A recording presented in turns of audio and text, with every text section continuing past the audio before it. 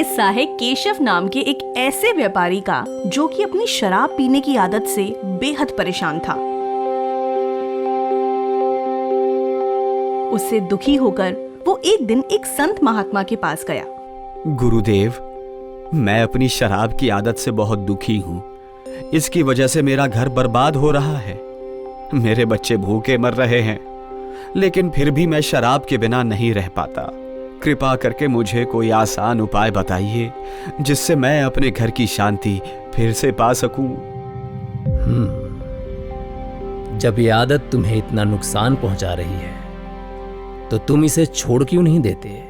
गुरुदेव, छोड़ना तो चाहता हूं, पर यह मेरे खून में ऐसे समा गई है कि मुझे छोड़ने का नाम ही नहीं ले रही।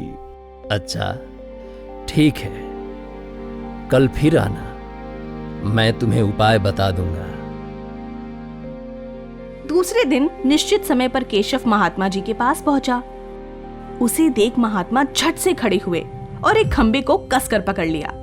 कुछ देर केशव महात्मा जी को आश्चर्य से देखता रहा और फिर हैरानी से बोला, गुरुदेव, आपने इस खंबे को इतने कसकर क्यों पकड़ रखा है? मैंने खंबे को नहीं पकड़ा है, बल्कि ये खंभा मुझे पकड़े हुए है।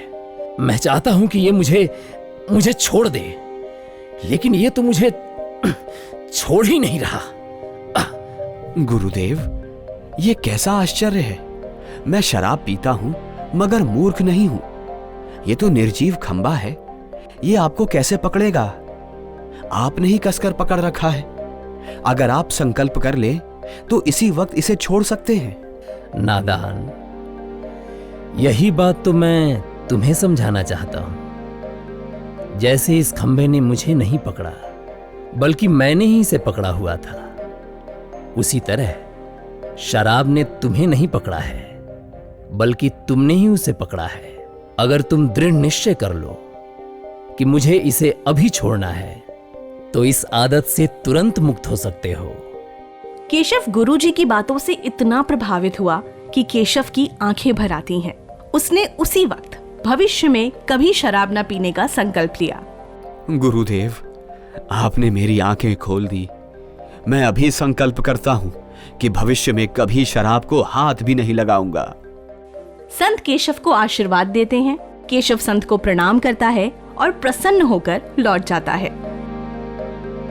दोस्तों, जीवन में कोई भी आदत ऐसी नहीं है जिसे छोड़ा ना जा सके। अगर मनुष्य सच्चे मन से संकल्प कर ले तो बड़ी से बड़ी बुराई का त्याग कर सकता है।